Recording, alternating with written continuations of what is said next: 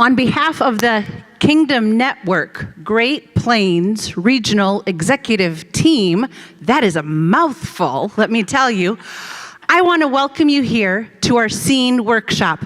I do not actually attend this church. My name is Sarah Kuiper. I am the Director of Children and Family Ministries at First Reformed Church in Orange City, but I am here to tell you, you are in for a treat tonight. Our two speakers, not only are they highly impressive as far as their credentials, Will Hutcherson is a national speaker and the founder of Curate Hope and a next-gen pastor for 15 years. Over the past several years, he has become passionate about finding practical ways to bring hope to kids and teens who are facing increasing amounts of anxiety, depression, and despair. This led him to starting Curate Hope, a nonprofit that is focused on suicide prevention, mental health awareness, and partnering with educators and parents to help heal despair in teens. Will seeks to build a bridge with the local church and the schools and families who are navigating this mental health crisis. And our other speaker is Dr. Chinwe Williams, who is a board-certified counselor, certified professional counselor's supervisor, and a licensed professional counselor in the state of Georgia. Dr. Williams has worked in the area of counseling for over 15 years and counselor education and training for 10 years. She has served as a college and high school counselor. Do I move this way? Perfect. Okay, great. Wonderful. And she currently works as a therapist and consultant in schools, nonprofit, faith-based, and corporate work settings. Her expertise lies in areas of stress and anxiety management, trauma recovery, the intersection of faith and mental health, diversity and inclusion, and youth and adult wellness. And while that is impressive enough, what I love the most about Dr. Williams and Will is their heart for the next generation and their heart for helping parents walk through mental health conversations with teens and young adults and kids. It is my honor to welcome up my dear friends, Dr. Williams and Will Hutcherson. Thank you. Thank you so much. Thank you so much, Sarah. We love you so much. Such kind words. Hi, community. How are you? Hello, hello. Oh, my goodness. So let me just start off by saying Will and I get to travel this entire country, especially in the last 4 years since the world sort of fell apart and our book came out. And we get to talk to churches all the time. This is a first for us. When we walked in, we had this amazing gentleman help set up our mic packs. Yeah. Then he helped to set up our slideshow. And then I'm sitting down and I'm thinking, there's a lot of give to, can you fix this for me? He goes, yeah, I got this. I'm gonna fix it for you. And then I'm sitting down and he goes up and starts worshiping. I turn to Sarah and we're like, who is this amazing guy? She goes, the lead pastor. Is that a first? That is a first. Yeah. So I'm here to tell you everything they say about the Midwest is true. It is true. At least all the good stuff. It is so good. And you look good. Hello. How do you feel? Hello. Well, we're excited. Yes. You have to have a little bit of context. So yes. She's from Atlanta. That's true. All right. Anyone ever been to Atlanta? Not as kind as the Midwest. We're okay. We're okay. I live in Florida. Anyone ever been to Florida? Yeah. Everything wants to eat you there. Not as kind as the Midwest. Not as kind as the Midwest. So you guys just have this kindness about you that is just really nice. We like it. Yes, I feel really relaxed. Love you, Pastor Clyde, and love you, community. Thank you for traveling far and wide and maybe not so far to be here. We're going to just jump in. So as you've heard, because my friend Sarah gave us a lovely introduction, I'm a mental health therapist. So I'm a licensed therapist and my practice is in Roswell, Georgia. For those of you who aren't familiar with the Atlanta area, Roswell is a suburb approximately, I would say about 27 miles north of the Atlanta airport. And I do a lot of work from home. I do telehealth, and I also do corporate trainings and consultations, and just grateful for what I get to do. I also get to teach. But I always tell people that God has given me a really special calling to help people who are hurting in different ways, and that's what I'm just so grateful to do every single day. But my first and primary ministry is that of a mom and a wife, and I want you to meet my family. I want you to meet, oh, you got it? Yep. Yeah. Right there. So this is my family. I'm not sure if you can really, tell what's going on here, but this was last Christmas. By the way, Will, we were in Florida. I don't know if you knew Were that. you? Oh. Yeah, Nice. we were Good place at to be. Airbnb in Florida with a lot of my extended family, and so I want to introduce you to my family as a way of really getting to know your family, or specifically, what phase of parenting you're currently in. And those of you who are educators or ministry leaders, raise your hand for me just for a second. Fantastic. So you can raise your hand for your child, like in terms of where they are in the developmental stage, or just sort of the phase that you're leading, if you're a middle school leader or if you are an elementary school teacher. So my husband, Lonnie, and I met at the University of Georgia. I know I'm in South Dakota, but I gotta say this, go Dogs. Football season is upon us. I gotta go there. We met there, it's a big deal. We still feel a little bit resentful about last year, okay? We should have been there, but all right, I've worked on it, I'm good. So we met at University of Georgia, and we share 3 beautiful kids.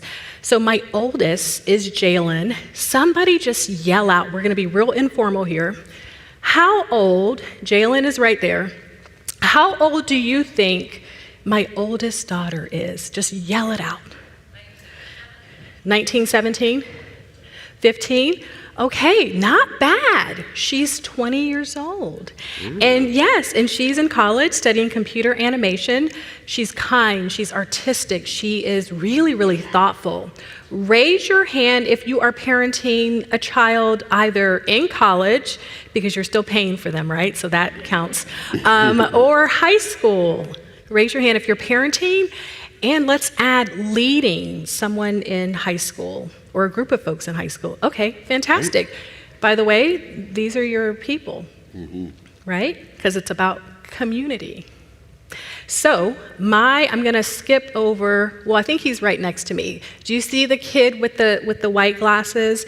So that is my 13-year-old Braden, and he's also really thoughtful. I've gotta tell you, Braden doesn't have a whole lot of words because he's on the autism spectrum.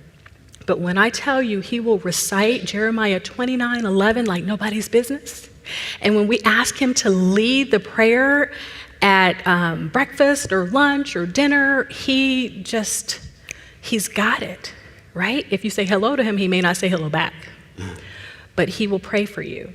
So he's amazing. We've had our challenges, and God is good, right? So raise your hand if you are raising a middle schooler, 13, or leading a middle schooler. Just keep your hands up. Keep your hands up.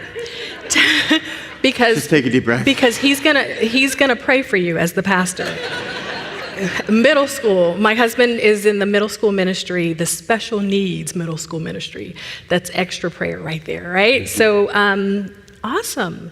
Raise your hand if you're leading or raising a child with some sort of emotional or behavioral need. Keep your hands up. Smaller number, but take a look around. This is your village. This is your community. If you don't know each other, maybe at the end of the evening, you can get to know each other.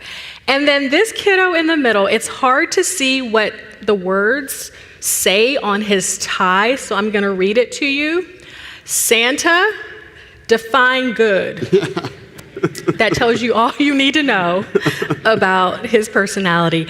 That is Noah. Noah is my talkative child. Raise your hand if you're raising a talkative child at whatever phase or level. Okay, he's going to tell you about his.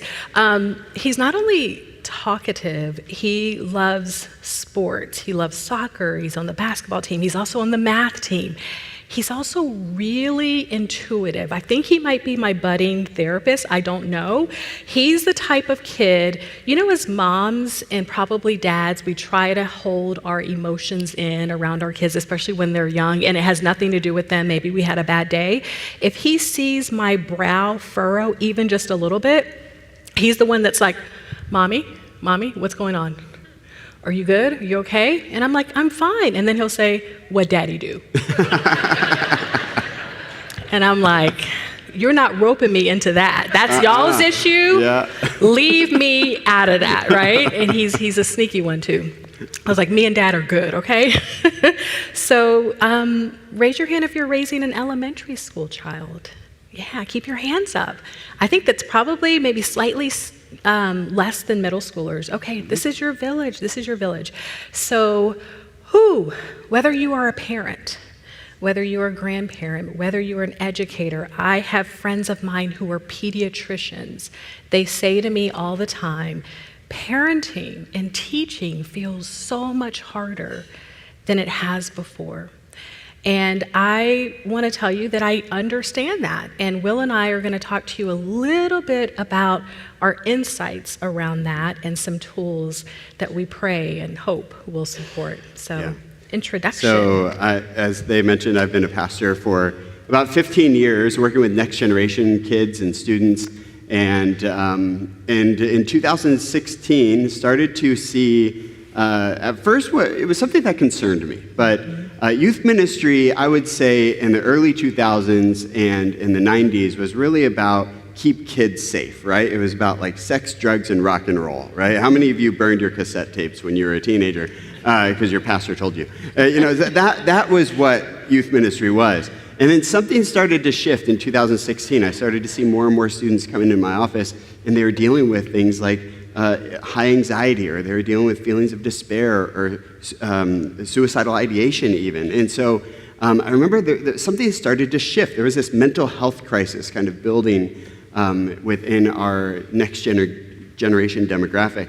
And so in 2018, I decided to start Curate Hope and start working in schools and partner with educators and parents to help with this mental health crisis. And so from that, kind of dove into a lot of research, and Dr. Chinwei and I started to talk about specifically what can we do and how can we help parents to know the steps that they can take to help their kids, specifically when their kids are facing a mental health challenge. And so that's how we started to write Scene. And believe it or not, we actually started to write the book Scene. How many of you have ever read the book Scene? Anyone? A few of you. Good. Well, I'm kind of glad, actually, because the rest of you, you're going to get a lot of great content tonight, all right? Because we're going to talk a lot about Scene. But we started to write this book on despair and anxiety and what parents and educators and caring adults can do. We started to write it in 2019. Little did we know that 2020 was around the corner. Yes. But there was someone that did know. The Lord, right? Like he set this in our hearts and started to do a work that we had no idea that how he was going to use it on the back end.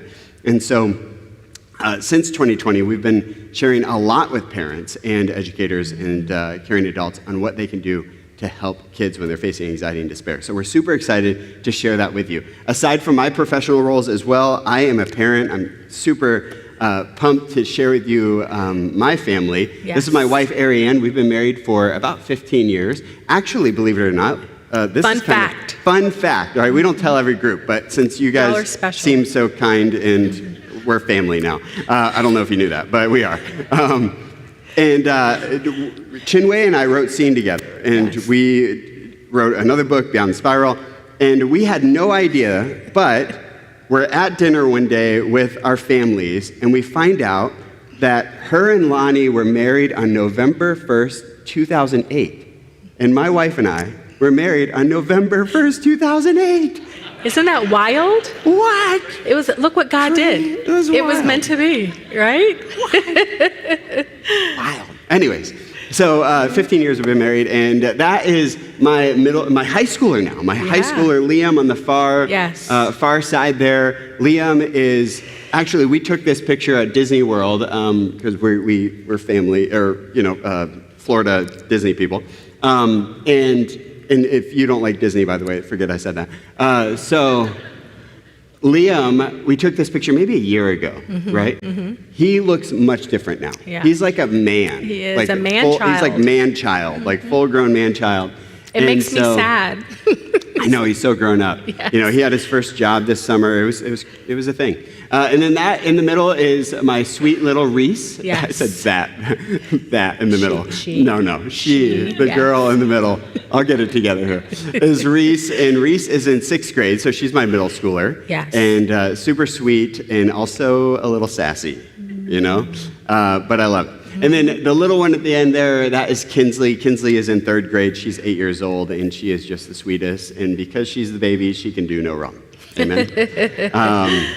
At least she thinks so.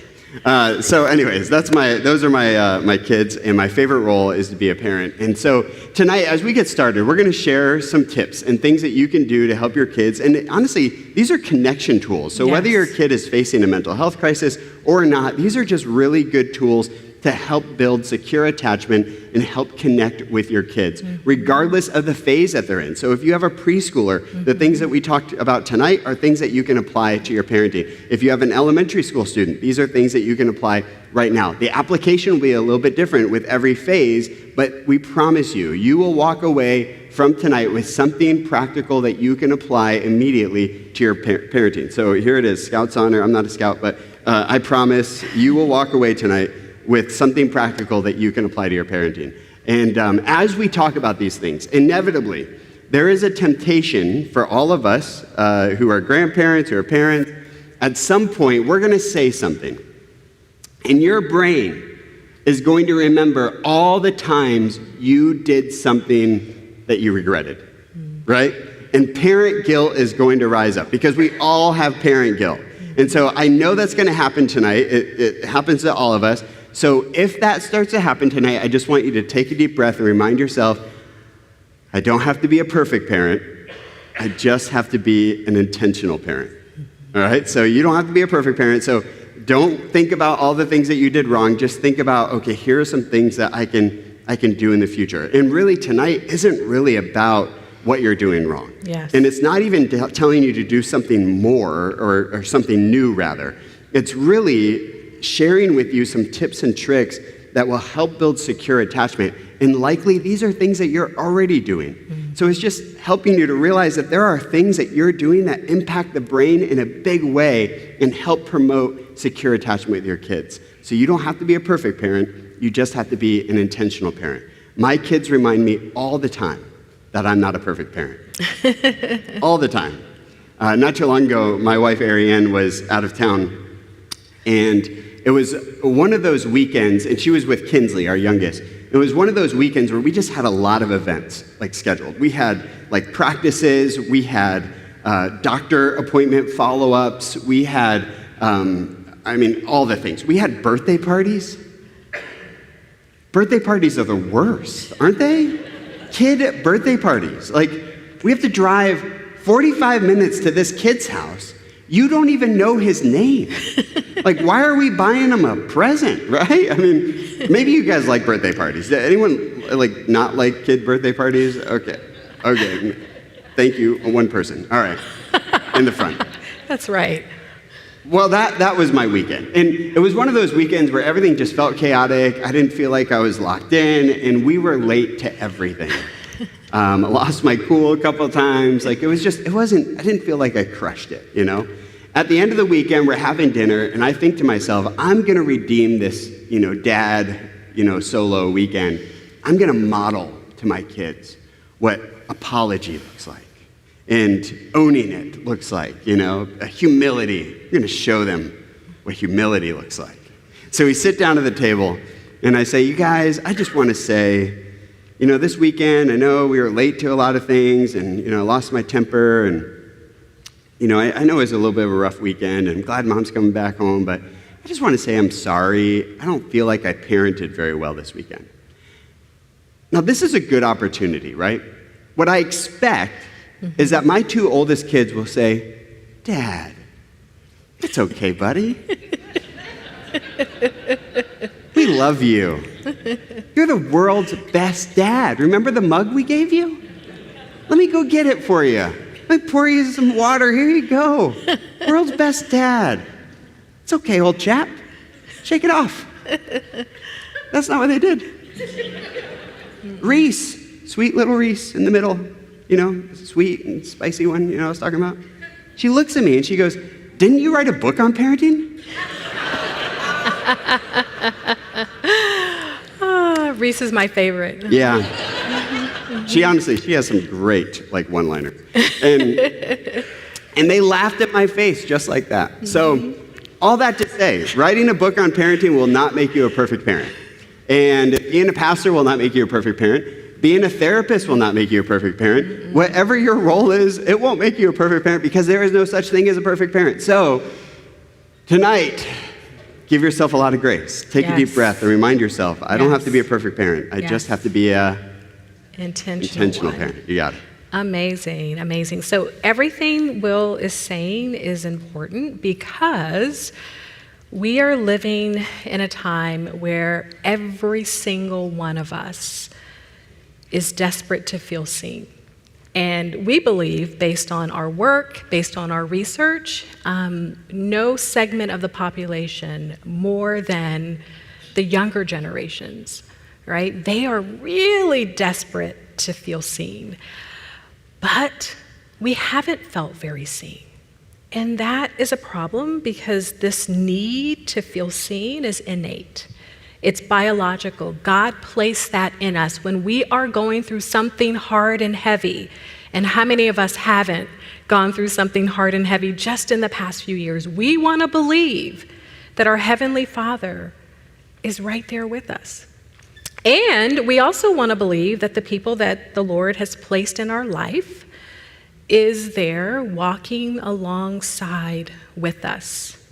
But again, the last few years have been really, really hard for members of your community, not too far away. The past few months have been really, really hard. I want to share with you that there was a tweet that went out in January. Some of you may have seen this. I don't have the graphic for you yet. We can go to the Rise and Despair graphic. Some of you may have seen this. Who is your favorite Sesame Street character? Just yell it out.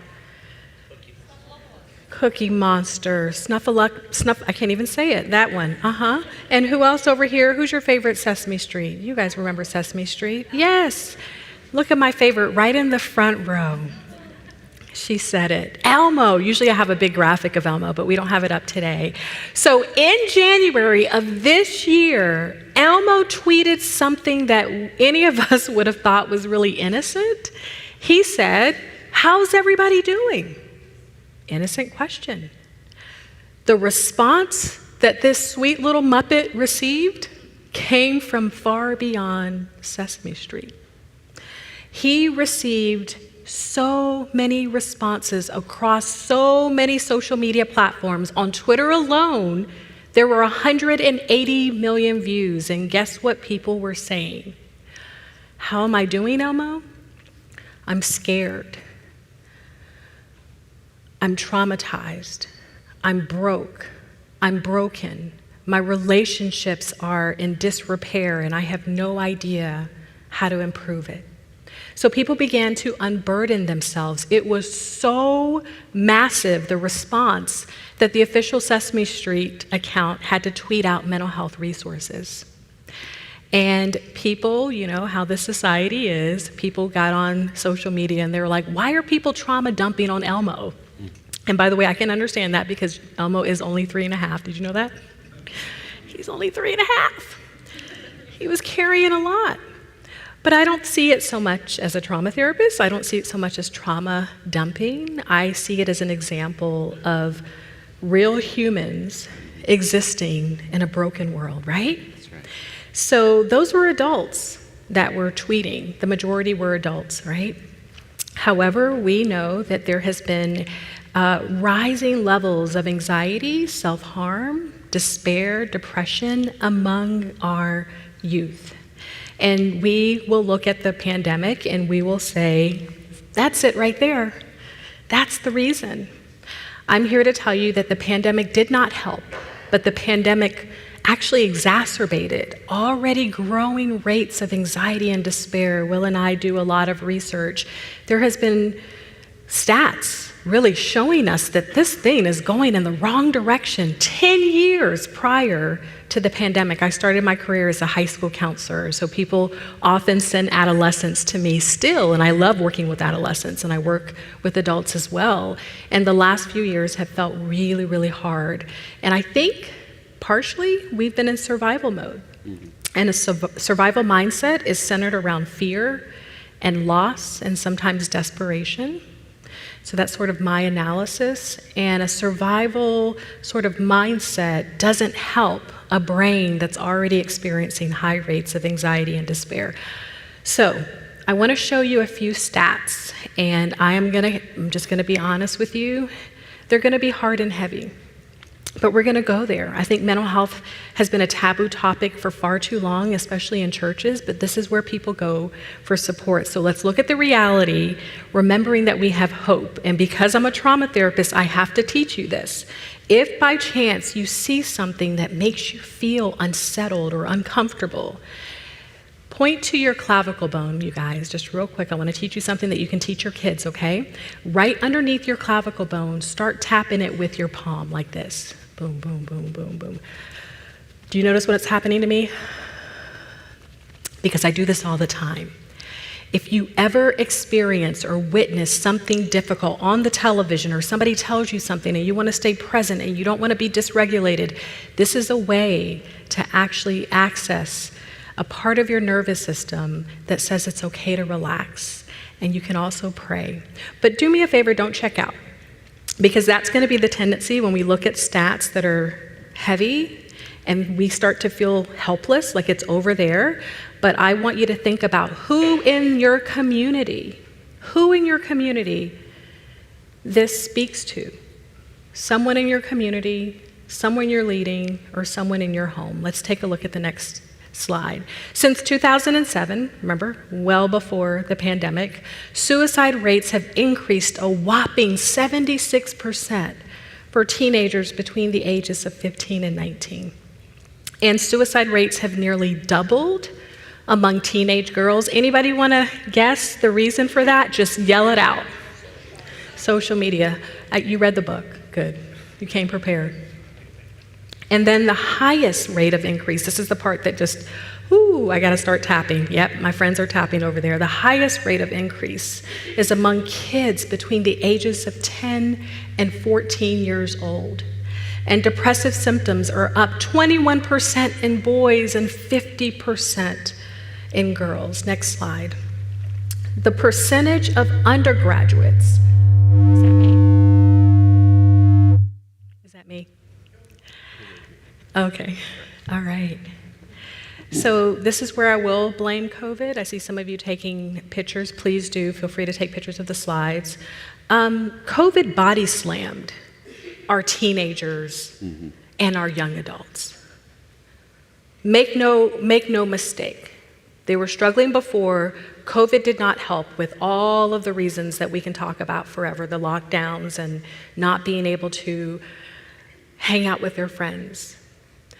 So look at this. This was actually in 2010. I'm going to take a look at it. Anxiety, we're looking at a couple of mental health conditions. I don't want to look at the ones at the bottom. It's just way too much. But for anxiety, there was a 134% increase among undergraduates. Anxiety. My daughter is 20. She's my bonus daughter. She's 20. And she had an experience where her anxiety was very, very heightened. And 103% increase in rates of depression since 2010. And then I want to go to another slide. I was a high school counselor for many, many years, one of the best jobs I ever had. And this issue of self-harm, anybody know what I mean by self-harming, cutting, pulling your hair? I don't want to go so far down the path in terms of what is this about, but I will tell you, this is the thing that teachers were like, what in the world? Parents were like, my child is doing what? And the teenagers that I counseled, when you ask them, why do you do this? For them, they didn't quite understand. I will tell you that it has something to do with there being a relief and a release that they receive physically, because the physical pain is way less than the emotional pain, okay?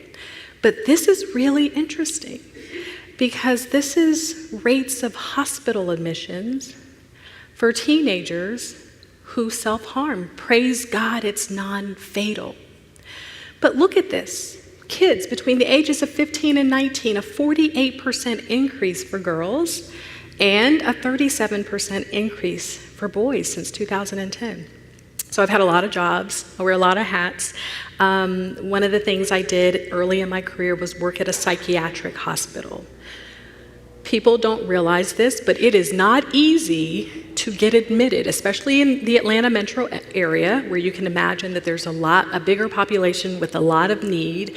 It's not easy to get your child admitted to a psych hospital. But take a look at this. These are hospital admissions. And when I share this slide, every now and again, people will ask me questions, and they'll say, well, 15 to 19, they're hormonal. There's a lot going on in their brain. There's a lot going on in their body. I kind of get that. Next slide. Look at this. Kids between the ages of 10 and 14, once again. What in the world, right? Look at the increase. 188% for girls and a 48% increase for boys. Hospital admissions. Every now and again, I'll have a parent say to me, Dr. Chinway, is this just, maybe a cry for attention? And do you know what I say to those parents? Give them some attention. Amen? It's not easy to get admitted to the hospital. Go to the next slide. So family, there is a rise in despair. I know sometimes the media can absolutely overblow things, and there are aspects of that I'm thinking, okay, this is really about diagnosis. But we have been seeing a rise in youth mental health challenges. Were you going to say something? Yeah. Oh, yeah. Yeah, I was gonna note, you notice the black line there in 2012? This is important. So we put that black line there on purpose because that is where we see the trends almost on every single one of these graphs and every one of these statistics. When we look at it, 2012 is kind of where things really, really take off. Now, the trend was increasing a little bit before that, but you can see the uptick there even on this graph.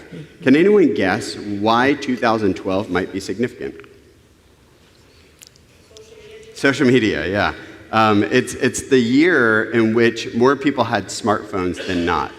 So the increased amount of opportunity to smartphones. Now, I do want to pause, and I want to say that social media and smartphones didn't necessarily cause or create the mental health crisis. And we'll kind of talk about this at the end. I think we've been moving in a general trajectory towards this, but it certainly didn't make it any better. And so we want to be mindful of that. We're not going to talk a whole lot about technology usage and what you should do and how you should navigate technology in social media. But we would love to have a conversation with you, maybe at the book table later, if that's something that interests you, and you're like, I just don't know what to do with social media, I don't know how to navigate this. I'll say quickly, our recommendation now aligns with a whole lot of other researchers. One notable is Dr. Jonathan Haidt, H-A-I-D-T. Who is now recommending that smartphones no earlier than the age of 14, and social media delay as much as possible, but 16 would be ideal. And if you already have a kid that already has social media or a smartphone, again, don't feel bad. Like, this isn't us telling you did it wrong. Like, my 14-year-old had a smartphone at 11, okay? And I would do it a little different now, knowing what I know now. But all that to say, if you're wanting some guardrails there, those would be the two ages that I would say to aim for. Here's the point of all this, and the reason why we share these stats is we don't want to tell you all the bad things, but we do want you to have a picture of what we're facing when we talk about a mental health crisis, and to help you to realize that if you have a kid who is sharing about maybe some big feelings or things that they're experiencing, it's likely that they're not alone. And maybe it's not your kid, but your kid probably knows somebody who is maybe experiencing anxiety or despair or another mental health challenge. And so all this to say, as a parent, as a caring adult, this can be a little overwhelming. I mean, we deeply love our kids.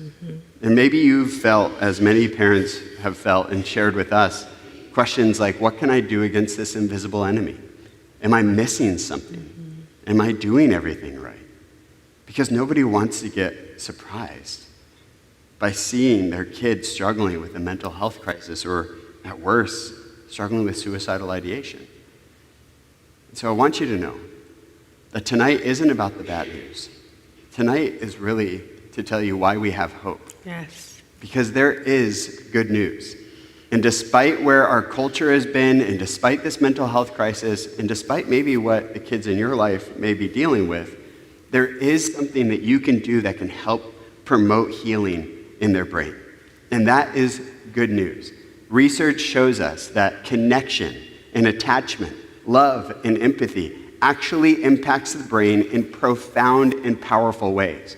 So when you connect with your kid, it's not something that's just a good idea. It actually influences the brain towards healing, even when they're facing high anxiety or high despair. Now, it may not be the only thing. So the tools that we share with you tonight are not the only thing that we should apply. Therapy is necessary at times. Medication is sometimes necessary to bring the brain back to balance. Talking and working with school counselors and small group leaders at church and kind of building a wraparound support around your kid is absolutely necessary. But tonight, we want to empower you with practical things that you can apply to let you know that you're not powerless. When you see your kid struggling, if your kid is struggling with any of these things, there is something that you can do that actually is really powerful that helps promote healing in the brain. Now, I'll also say that inevitably, with a group this size, there's a chance that maybe you've experienced a loved one who has maybe dealt with suicidal ideation or attempted or even completed suicide.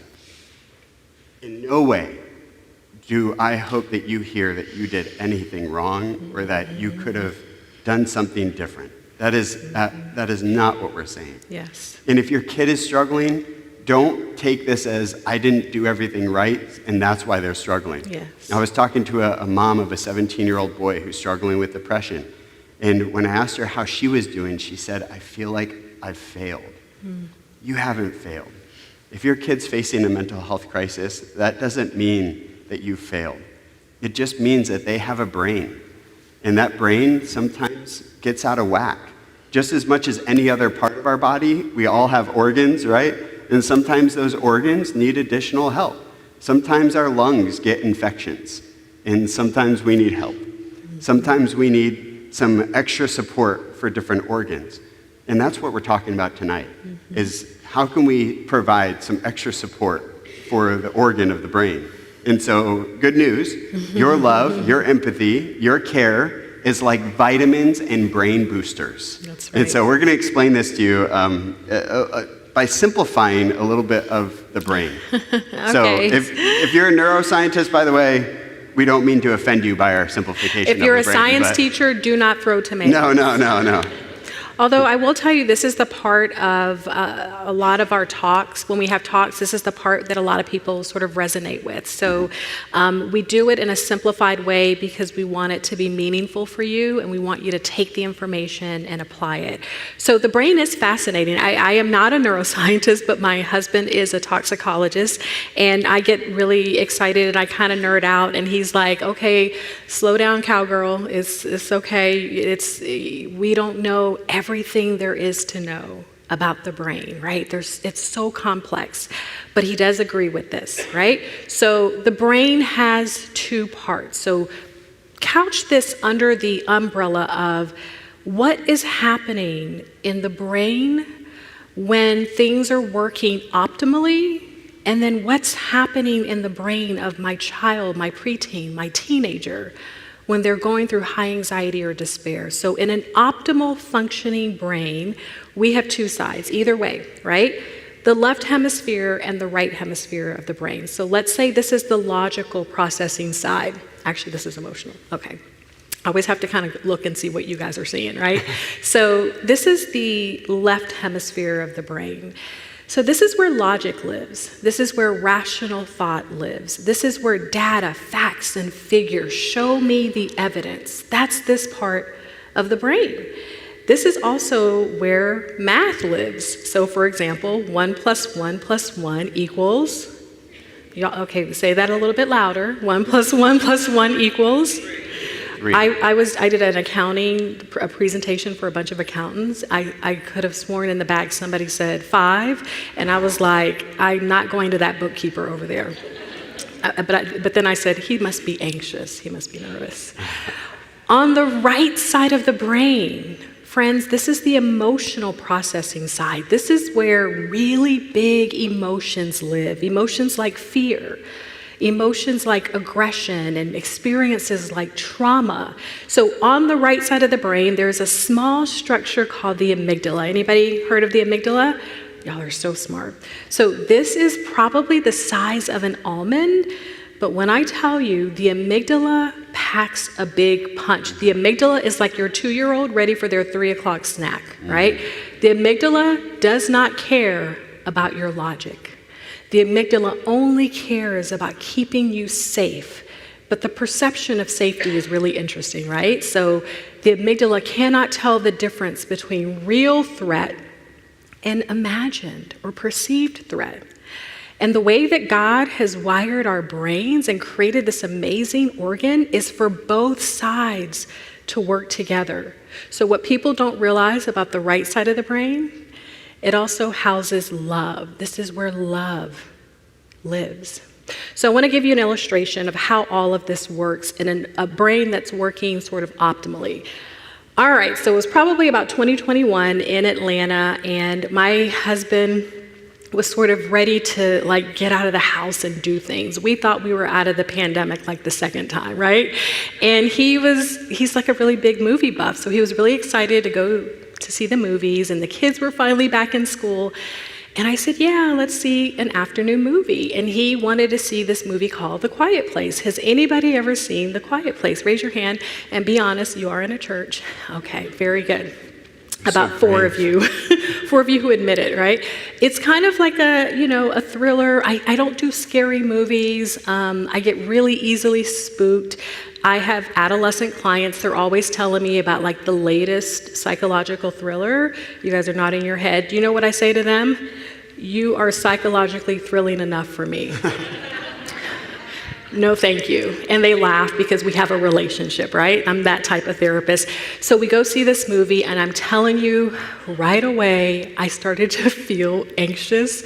My husband walks right up to the concession table, and he gets like the biggest tub of popcorn that they have with all the butter and all the things. He paid about $99.99 for it. And I said, it's okay, baby. We're here for the experience. So we get into the theater and we get settled, and I start feeling myself getting nervous, even with like the opening previews, because all of it is like scary. And then I'm sitting there and I'm just looking around. You know how when you're on the plane and you feel rough air and you look at the flight attendants to see if they're freaking out? That's how I was. Is everybody good? Everybody good? And then the music started. Dun. And then I look at the screen. Something pops off the screen. I scream. The popcorn goes flying up. And then down. My husband looks at me like this. He's smart, so he doesn't say what he's thinking. But he says, you good? I go, yeah, I'm good. And then he sort of settles and he starts rubbing my back. He goes, we're in a theater, babe. And I go, I know, we're in a theater. Remember, it had been like probably like 1.5 years since the last time we saw movies or went to the theater. And then he goes, it's CGI. And then he starts rubbing my hair and I go, yes, it's CGI. Friends, I probably calmed down in about 90 seconds. Him being there helped to sort of reduce all of that energy, that excess emotional energy that got built up because that was scary to me. And him being there and holding my hand and speaking the truth, the data, helped to click on the left side of my brain. But him being there helped to that motion go faster, right?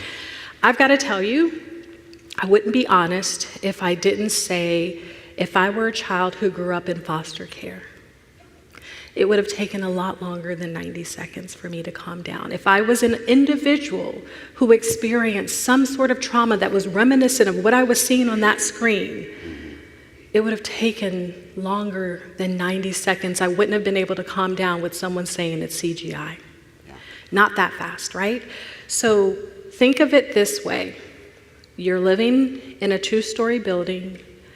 You hear a loud crash. You go downstairs to check it out. That wouldn't be me. Maybe it's you.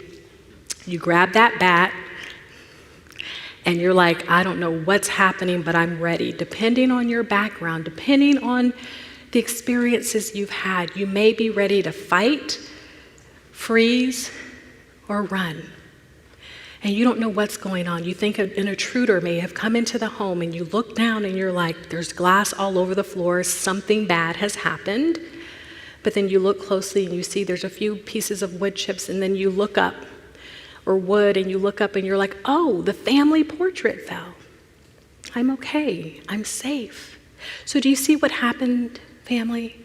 The right side of the brain had a stimuli that caused a big reaction, excess emotional energy. But then you got some data, you were able to pause, you got some data that said, oh, 1 + 1 + 1 is 3. There's evidence. And that side of the brain clicked. That's what God does. God helps both sides of the brain work and function together. So the brain responds predictably in this way. In fact, biologically, blood flow even increases on the right side of the brain, decreases on the left side of the brain, because God created it so that when there is a threat, you're not thinking logically, you're thinking more impulsively. You're going to react into fight, flight, or freeze, which is really good if a bear is chasing you, right? I'm like, you guys have bears. I think they're scary. I would run from them. And so that's really important. You want that to happen. The brain responds predictably. Here's the problem. The problem is when we perceive stress in our everyday life when it's not actually a threat. So for a teenage girl who's scrolling on Instagram and sees somebody who appears to be prettier than her, she perceives that as a threat to her social status. Or she sees that her friends are somewhere else and she wasn't included. She feels rejection, and that seems to be a stress. And what happens in the brain is cortisol, the stress hormone, kind of starts to drip, drip, drip, drip. And think of cortisol being stuck like a leaky faucet, just constant dripping of this stress hormone over and over and over again.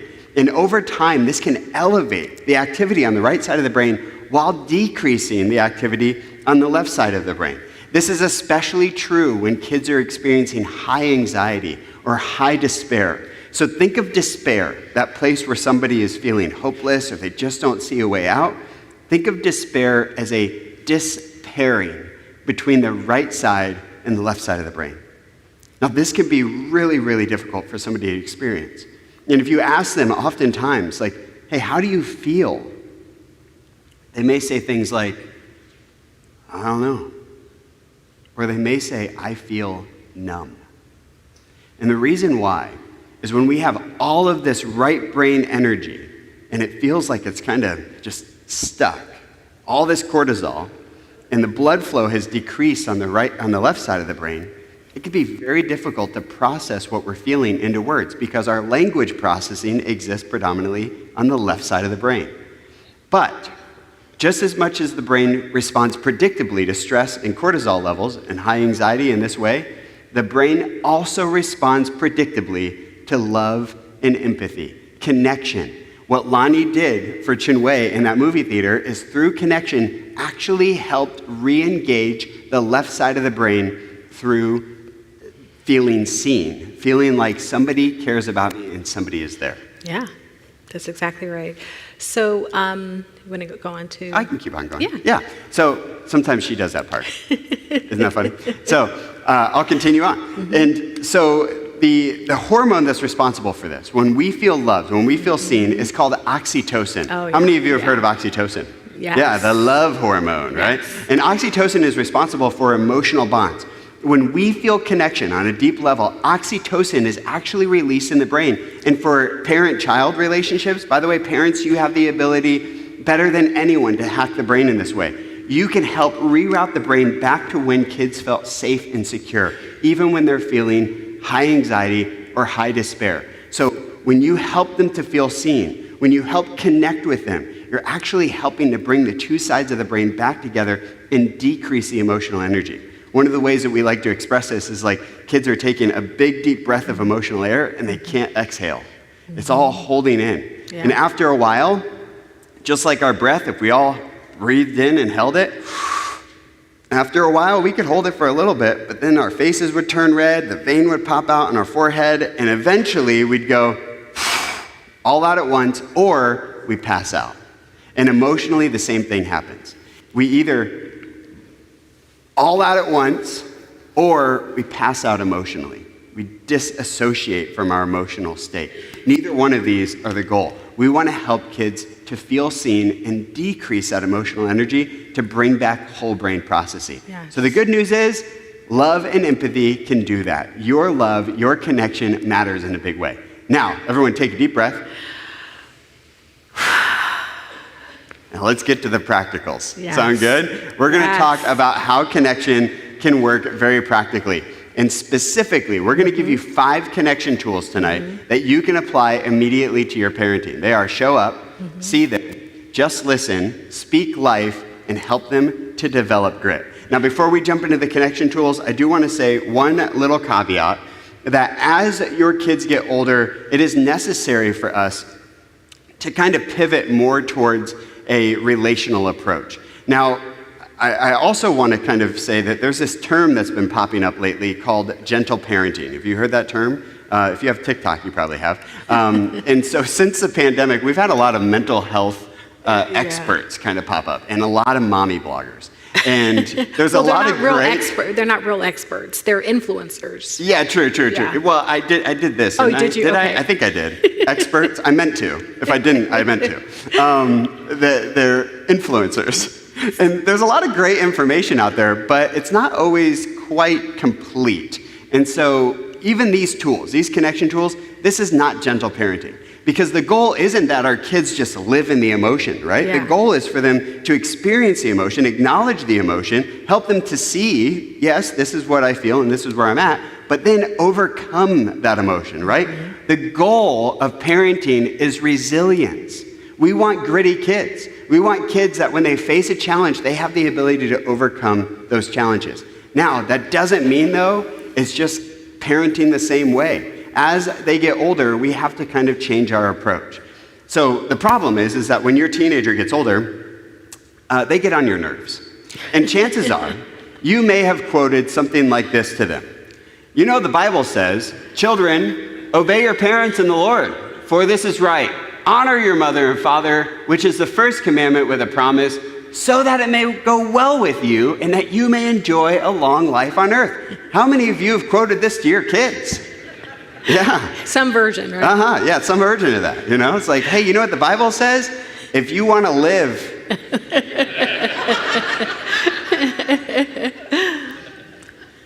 Here's the problem with this verse, and here's why intentional parenting matters.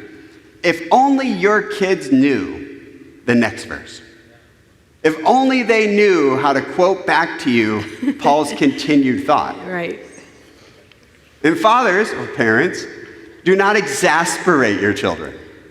How many of your kids would be like, oh yeah? It also says, do not exasperate your children. That's right. And you're exasperating me, right? And so we want to balance this out. We want to connect with kids. Ultimately, we want to help them to feel seen and help guide them through. One of the cool tools that we like to show is this one. It might be hard to see, but that top circle, that top dark circle is positional influence. The bottom one is relational influence. Mm-hmm. And so basically, this is a fancy way of saying that when they're younger, positional influence weighs higher than relational influence. So for instance, if a 5-year-old is sitting there and a teacher says, don't touch that table, but the 5-year-old's friend says, no, go touch that table, chances are, most of the time, not all the time, I know some of you are like, not my 5-year-old. Most of the time, the teacher will win. Yes. The 5-year-old will not touch the table, or at least struggle with the decision. But let's go 10 years down the road. A 15-year-old now. The teacher says, don't touch that table. The friend says, no, touch that table. Which one's going to likely win? The friend, right? Relational influence weighs a little bit heavier. Now, this doesn't mean that you as a parent, a caring adult, or a positional influence, now all of a sudden you have no influence in your teenager. Right. It just means that we have to shift our approach.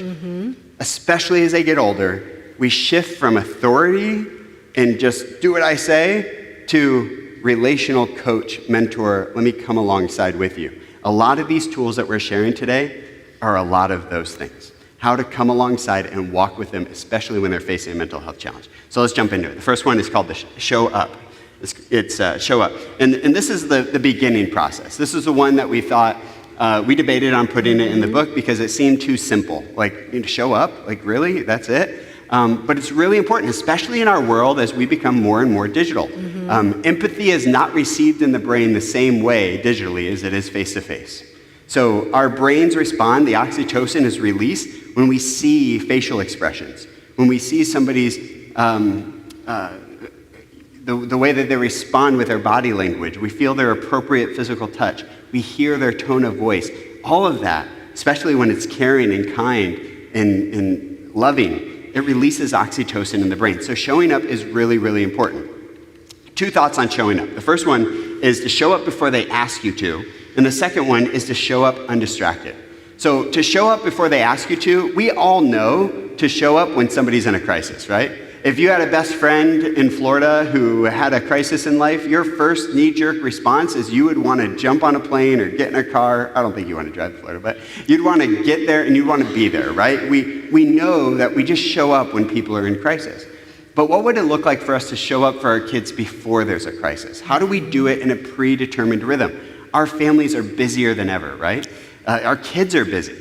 So how could we show up in a way that kind of is predictable?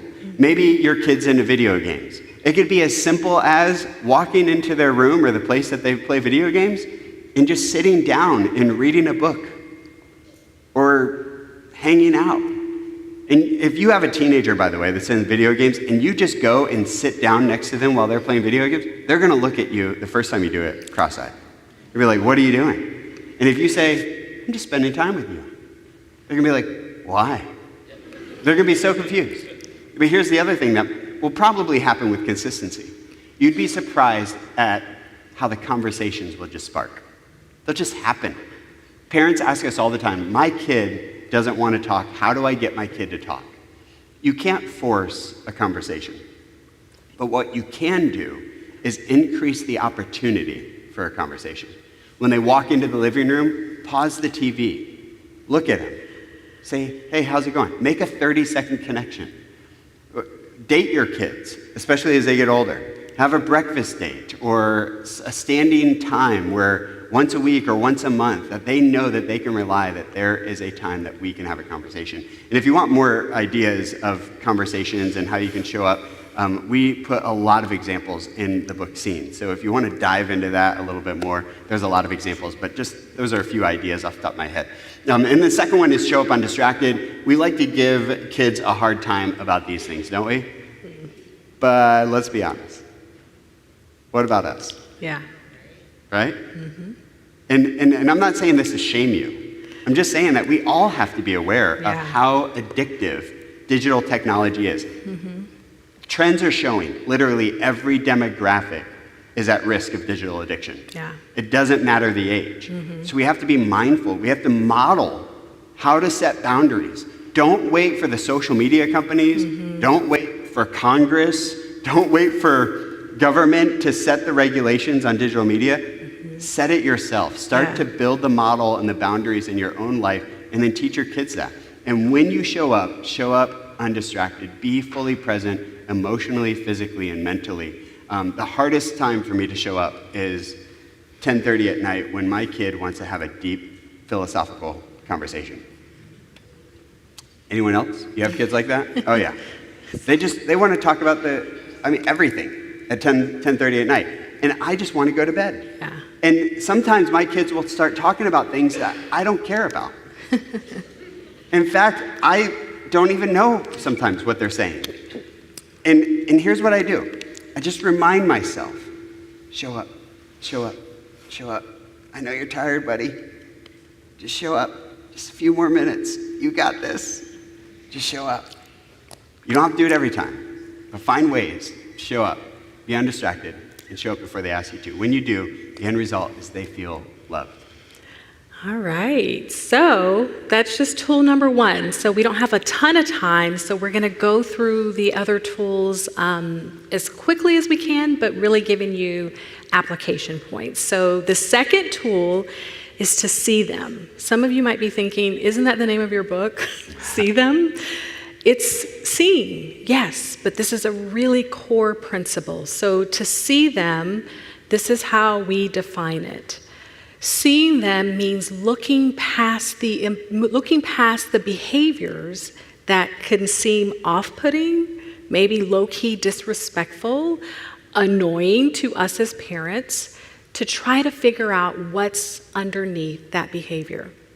So this is where I have my little soapbox where I say, as a mental health therapist who's worked with kids and teens for 18 years, one of the ways that I feel that parents, adults, educators fail to see a child, and I have been guilty of this, I'm going to share a story with you in just a minute, is when we ignore, dismiss, or disregard their emotions. I'm going to say that again. One of the ways that we fail to see a child is when we ignore, dismiss, or disregard their emotions. So when Noah was 6 years old, a few years ago, he was in an after-school program. Remember, he's my talkative kid.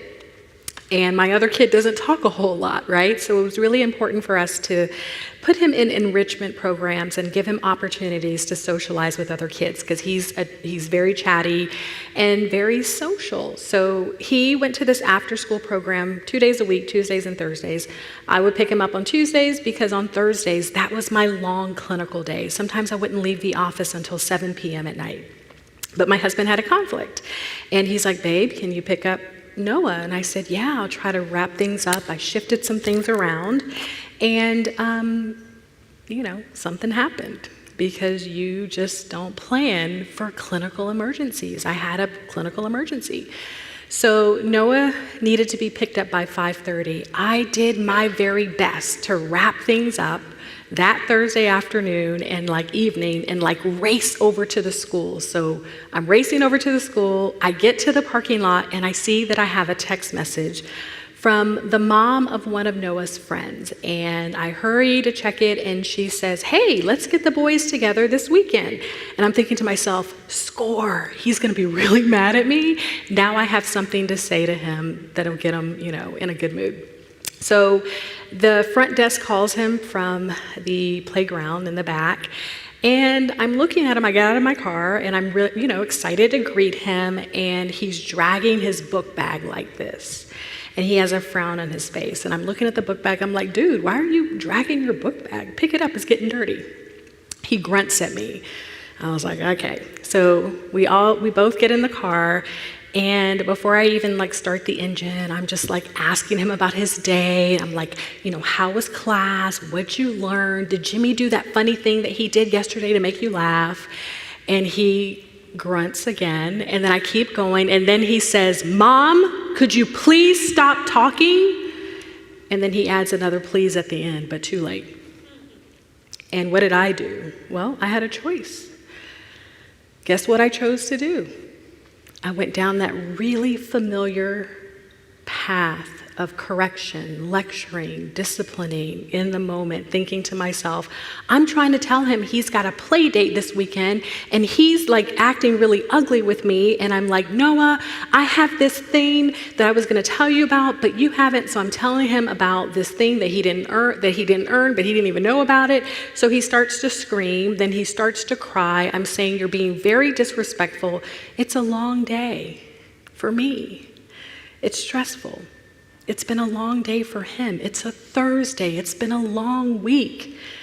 But the more I say, the more he screams. It was the longest drive home. I get to the driveway, I turn the car off, and then I remember I'm a therapist.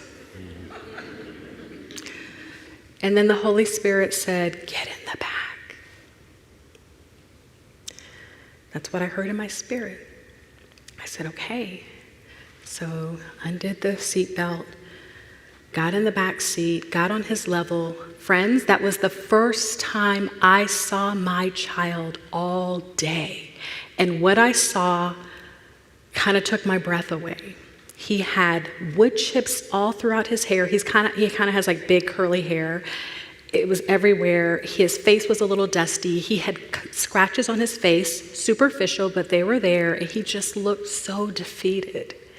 So I'm sitting at his level. I lower my tone, and I start picking the wood chips out of his hair. And I take a deep breath, and I go, buddy, what happened today? He takes a deep breath, and he tells me that he and his friends were playing, and then it got out of hand, and one kid started chucking wood chips at him, and it hit him, and he was upset. He goes to the after-school teacher, who's a college student, by the way, and this is kind of like right after COVID, and she goes, you two separate. And he goes, but I didn't do anything, and I just was telling him to stop, and she said, right now. So he's telling me the story, and I'm like, oh, man. I go, I'm sorry that happened. And I go, Noah, how do you feel? He goes, I'm mad. And I go, I get that. I go, how else do you feel? He goes, what do you mean? He's still really upset. And I said, well, I'm wondering, and friends, I used a word, to my knowledge and recollection, we have never used in our household at that point, or to that point. I used the word embarrassed. I said, Noah, do you feel embarrassed? He said, yeah. Then he started talking and talking and talking, and I just was like looking at him. And so I did something that I'm going to teach you, that I often teach the parents of adolescents that I work with. When you hear something hard and heavy from your adolescent, something that they've experienced or maybe their friends have gone through, freak out on the inside, not on the outside. And we're kind of laughing, but that's because then we make it about us. Then they have to take care of us. So I held it in, and I just listened. And then I said, Noah, what do you need right now? Because again, it's about resilience. It's helping them to figure out how to cope when life is unfair and something unexpected happens. I said, what do you need right now? He thought about it for a second, and he said, a hug. And so I embraced him, and I could feel his whole disposition shift, and his countenance shifted. Friends, let me tell you what probably would have happened that day. I would have marched him and myself in the house. My husband and I would have cooked up a proper consequence for his disrespect. And then we would have said, dinner's ready. And he would have been like, I don't want to eat, because he doesn't eat when he's really upset. Then he would have went upstairs, and the entire day my child would not have felt seen. So what am I saying here? Remember, the definition that we're offering to you is see past that behavior for just a moment to see what is the emotion that could be driving that behavior, especially if this is different from what you normally see in your child. This isn't their personality. Something is unique happening in the world. For us, it was COVID. I picked him up late. It's a long day. It's a long week. What if grandmother is sick? What if someone in the family isn't doing really well? What if dad lost his job? What if there's a pending separation? When we have life transitions, it's actually normal to see kids deal with it in a really difficult way, right? They're processing it. And I talk to parents all the time about the emotions that I see in the therapy room that are really annoying, right, to adults. Anger, especially from adolescents, withdrawal, and defiance. But friends, I'm here to tell you that those are the 3 symptoms that we most often see when a child or a teenager is struggling emotionally. It may not mean they have a diagnosis, maybe it's not depression or anxiety, but something is going on, right? So I want to give you a handle or kind of like some tips. So here are some ways that you can practice even tomorrow seeing your kid when they do something and you're thinking, I don't know what's going on here, I don't like it, and you find yourself getting upset. That is normal. You are human. Pause just for 10 seconds. And from a neurological perspective, that 10 seconds gives you a chance to go from reaction to response. And for me, it gives me a chance to pray, because what Holy Spirit has taught me is I need to check in with him, right? I need to check in with Holy Spirit. So then you pause, then you notice the emotion. If your child is young, if your child is older, they may not be able to say, this is how I feel. So you give them options, and we'll give you some strategies and tools to do that. You label it. Dr. Dan Siegel, who is a world-famous neuroscientist who's written a ton of parenting books, says you name it to tame it. Emotions play a really important role. It shouldn't lead you. It shouldn't dictate your actions, but oftentimes it does, right? What's helpful is just saying, this is how I feel. And then you give them options. For my son, he wanted a hug, right? For my child with autism, he wouldn't have wanted a hug. 90% out of 100, he would have been like, no. He would have wanted to jump on the trampoline. My daughter, she would have wanted to draw in her adult coloring book. So think about your child, think about what you know about them, and experiment. Try to figure out what could be helpful. And here's what's in it for you and for them. When you show up, well, we talked about show up. When you see them, you show up and then you see them, they feel understood. All right, so I know that this is a pretty long session, but I want you, especially if you're the type of person that's like, I don't know if I believe in all this feeling stuff, all right? Like, I grew up and we just rubbed dirt on it and, you know. So my mother-in-law, by the way, grew up in Sioux Falls, South Dakota, on a farm, and she's told me stories. And so I think about her stories. And I'm thinking about her mindset as she was growing up, and I'm thinking about, some of you and maybe your background and your history, and chances are, like, this feelings conversation, for many of us in the room, you're like, what are we doing? Like, why are we talking about feelings? Like, we just need to, we just need some gritty kids. Like, okay, if that's you, just hang with us a little bit longer, because I promise you we're getting there. But this whole brain hack that we're talking about, we have to start here. The process of this, the way we do it, the sequence of these tools is really, really important. So we show up, we see them, and then the next one is we just listen.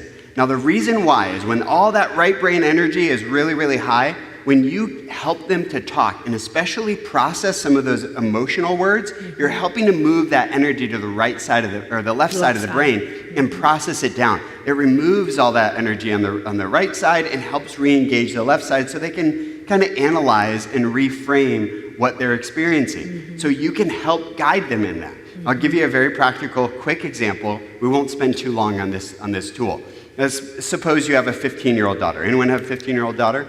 Okay, this is for you. All right, so let's say your 15-year-old daughter comes home. She's really upset. You can tell she's in a mood. She throws the backpack down. She kicks her shoes across the room. She flicks her hair. She grunts, all the things. And you think to yourself, you go, I've told her 1,000,000 times not to kick her shoes across the room. So you say, hey, what is going on? You just kicked your shoes across the room. I've told you to put them in this other spot. And she says, just leave me alone, okay? It's been a horrible day. I hate my backpack. My shoes are ugly. You're like, I spent a lot of money on those shoes. And you just, you're thinking all these things.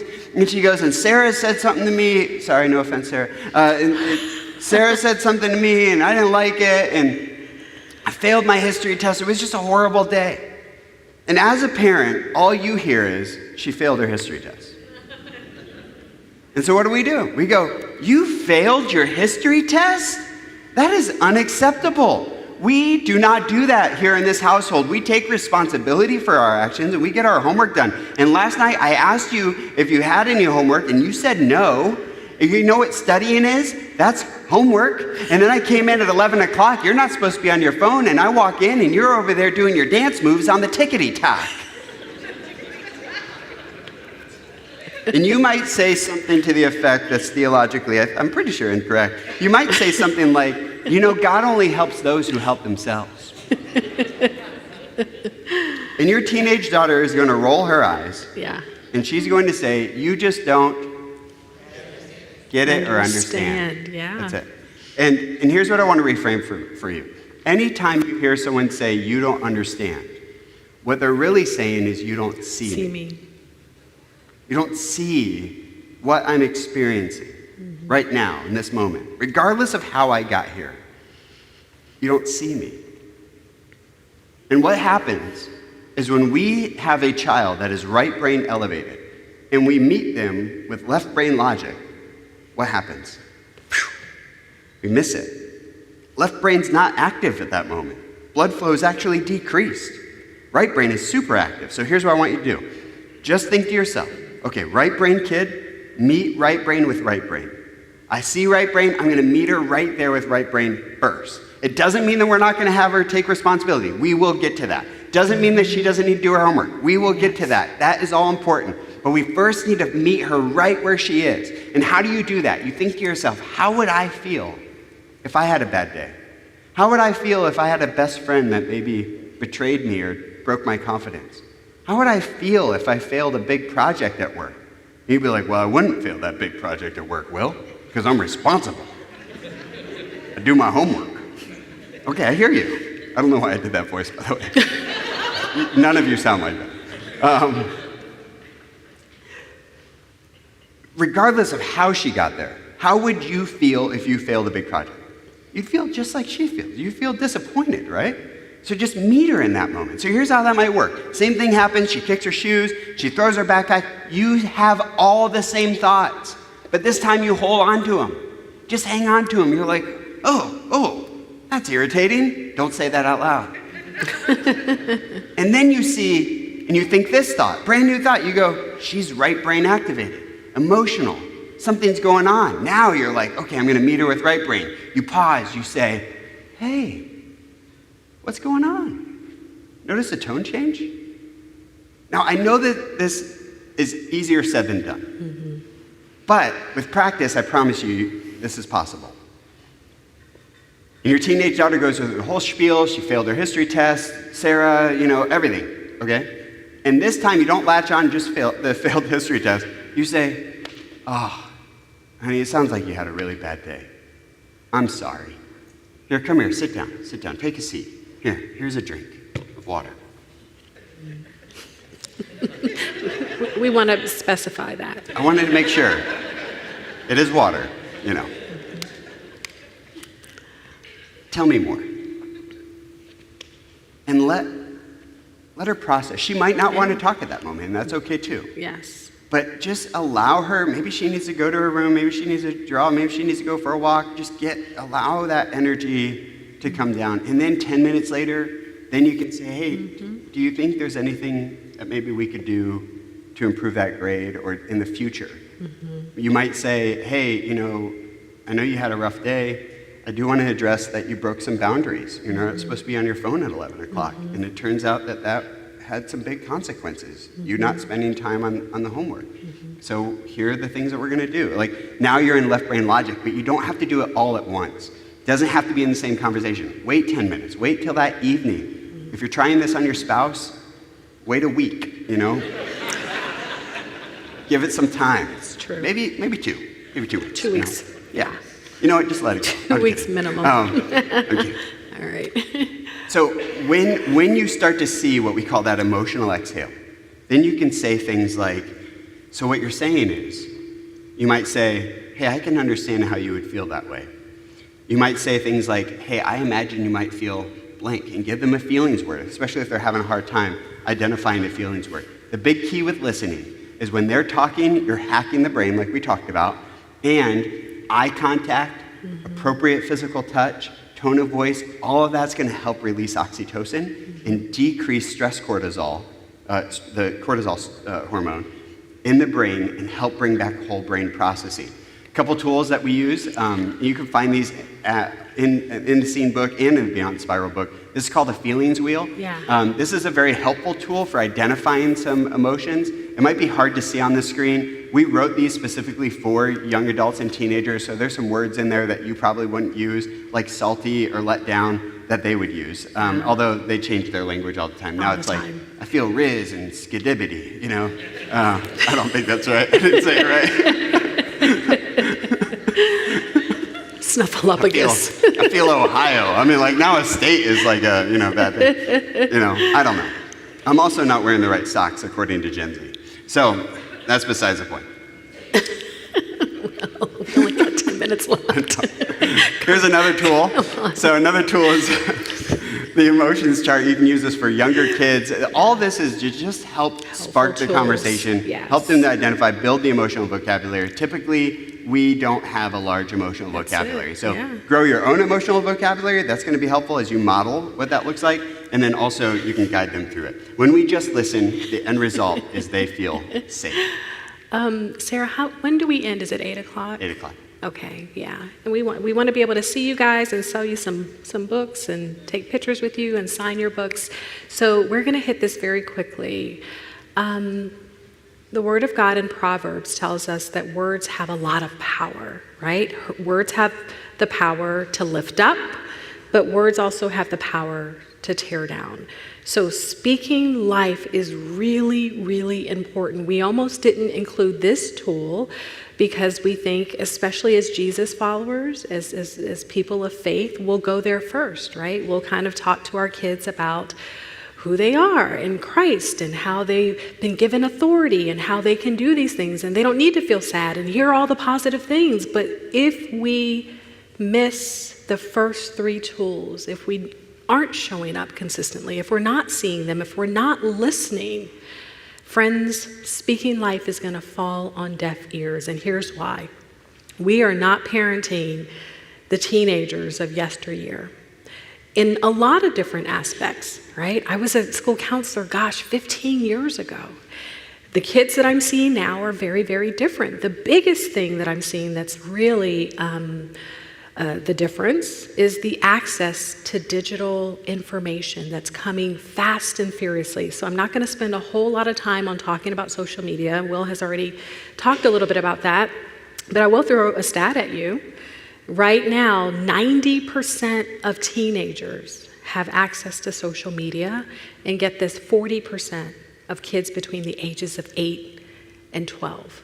40%, and they're not even supposed to really have the ability to do that until about 13. Now, there's some measures that are kind of being placed even in schools now. Some schools in Florida, there's a school in Georgia that's getting cell phones out of the school building during school hours, and that's a good thing. So when we say we're not parenting the teens of the past, our kids are getting bullied not just in the lunchroom, but online, right? So the barrage of critical information that they receive day in and day out is a lot. I talk to teenagers almost every single day. And it's a lot, and they're hearing about who they're supposed to be, right? Who they're not, right? What they should be doing. Why are you doing that? It could really be damaging to a brain that's still forming.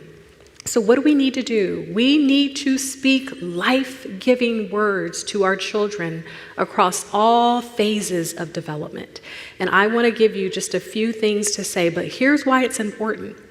Our brain creates 60 to 80,000 thoughts, depending on what study that you look at, and 80% of those thoughts are either negative or repetitive. And it's even more, we have it as adults. We're sort of battling negative thoughts, but our kids have them. And it could really distort who they are and who they're supposed to be and even their relationship and their walk with God. So we say things like, I am proud of you. We talk to them about effort and not outcome. Of course, we want our kids to get an A.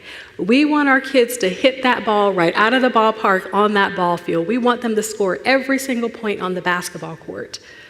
But when they come off the field, when they come home from school, you ask them, how do you feel about how you performed?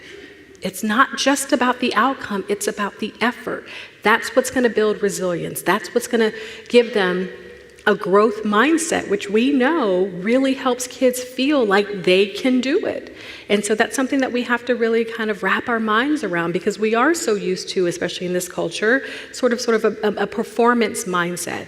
So here's something to do. When you see your child on that ball field and maybe the score is not looking great and you don't think you guys are going to pull it off, but you see your child lifting other people up on the sideline or on the bench and giving them a pep talk, and you see that it rallies the team when they come off the field. And I see parents who do this all the time. They'll think it in their head and they'll even say something to me, and I'll say, tell your child that.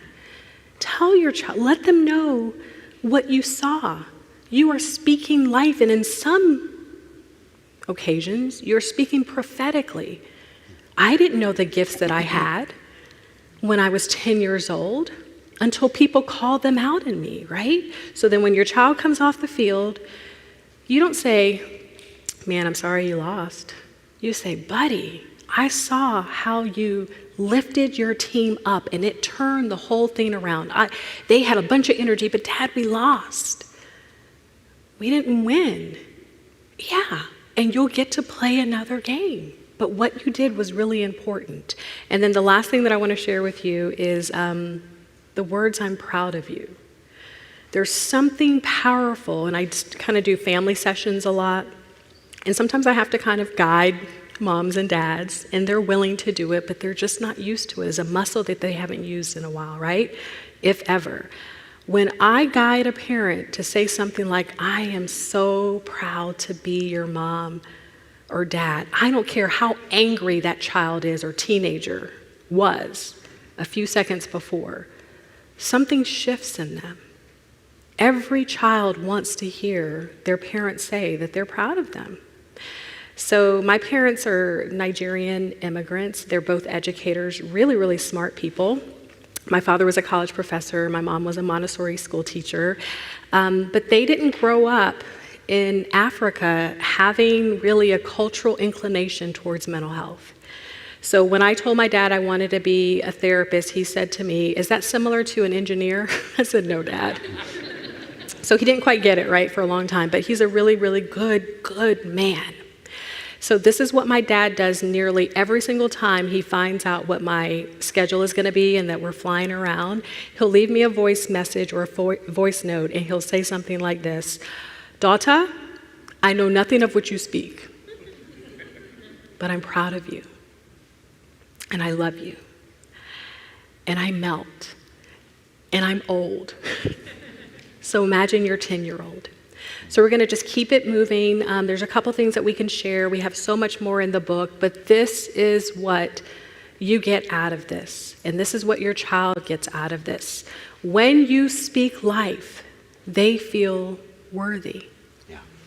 And the last tool is to help them to develop grit. Now, those of you who are like, you're highly left brain, you're like, yeah, that's what we need right there. We just need some gritty kids. Suck it up, rub some dirt on it, they'll be fine. We don't need all this emotional stuff, cupcakes and ponies. That's not what the world is. The world is a tough place.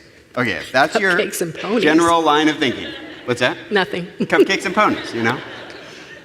I want you to know that the world, yes, is a tough place, but the world is also an emotional place. And we have to remember that the world that our kids and grandkids are growing up in is vastly different from the world that we grew up in. Specifically, we had more face-to-face connection. We had more of these micro moments, I call them, that we felt seen, where oxytocin was being released. Think about it. If you were in 9th grade and you experienced a disappointing event, chances are you hung out with your friends every day after school.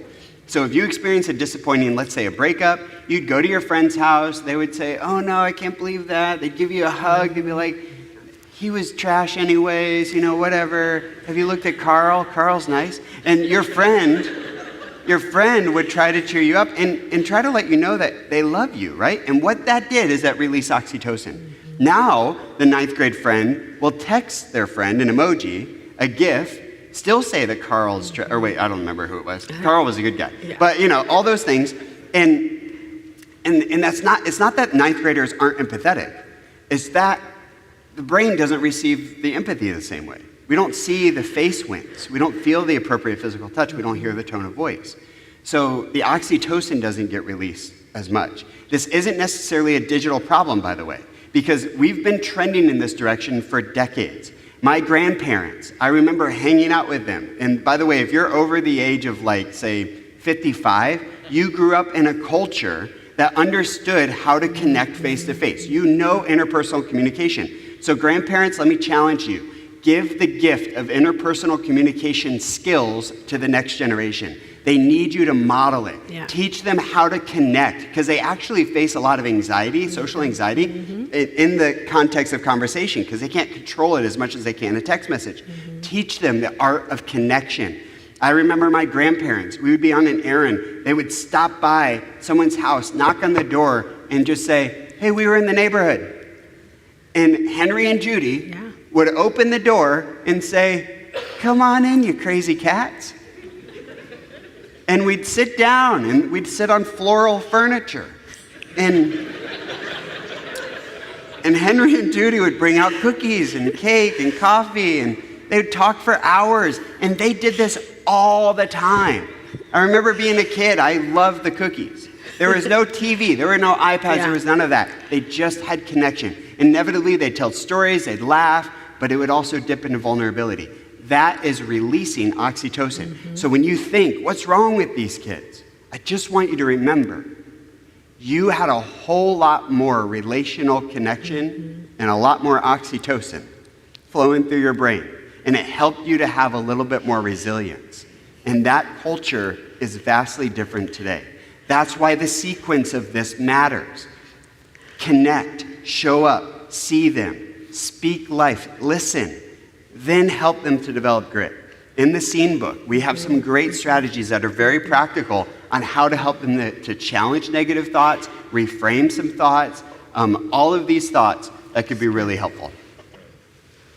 All right, so we're going to skip across here and give you the recap. Are you ready? Yeah. You guys ready? I know we've given you a lot. I think it's important to also remember before I recap everything that this can feel overwhelming. We put in some effort to try to simplify it and make it not so overwhelming so you can see that these are probably things that you're already doing. But just think about it this way. If you connect with your child just 2 out of 5 times, there's research that we stumbled upon from the Gottman Institute, who really, they do research on 10,000, 20,000 couples. But what they found is that if you seek to emotionally connect with your child or your spouse 2 out of 5 times, that's enough to build connection. That's enough to build emotional resilience. So 2 out of 5 times, right? Nice. Somebody do the math, you left side people. That's not even 50%, right? No, not even. You don't have to be that good. You just have to keep trying. You just have to keep going. Keep being intentional. Yes. So with that being said, because we want to hang out with you afterwards, let's do a recap. So I told you a little bit that I'm a child of educators, a long history of educators. My grandparents were educators. I want to hear from you. When we show up, our kids and teens feel what? Love. When we see them looking past the behavior that's low-key disrespectful to see, at least initially, what's underneath it. They may still need a discipline or a consequence, but when we see them, our kids and teens feel? Understood. When we just listen, our kids and teens feel? Safe. And when we speak life, our kids and teens feel? Worthy. And when we help them to develop grit, our kids and teens feel? Empowered. Will and I hope you feel just a little bit more empowered today. God bless you. Thank you so much. We've got a couple more slides, and then we'll meet you in the back. A couple of things. if there's any one of these tools that you're like, I would love to read more, we have so much more in scene. Yes. As you could tell, we had to rush through some things. We could keep talking for another hour, but you can't handle that. Yeah. And so I really encourage you, if you want to pick up Scene, we have some in the back. We'd love to sign it if you'd like that. And even just have a conversation with you. This is written for parents, grandparents, caring adults. Yes. To help you learn these skills. Educators too. Educators as well. And then Beyond the Spiral is written for those who are struggling with anxiety. So teens, young adults, any adult really that's struggling with anxiety. Beyond the Spiral, we have a few copies available as well. And then if you are on social media. Can I say something really quickly? Yeah. One of my clients, she didn't know I had written a book. She said she picked up this book called Beyond the Spiral. She's a 35-year-old mother of two. She said she started reading it in bed to her husband because he struggled with anxiety. And it started to help. And then she was like, did you write this book? And I said, yes. So not just co-wrote it, not just kids and teens. It's got spiritual practices along with science-based practical tools. So we're really proud of both books. Filled with techniques and tools that you can apply. And then if you do have social media and you want to follow something more positive than maybe other things that you see, there's our social media accounts. We'd love to connect with you there as well. Guys, thank you so much. Thank you so much. God bless you. Thanks for hanging with us for this long. Thanks, Pastor. Thank you, worship team.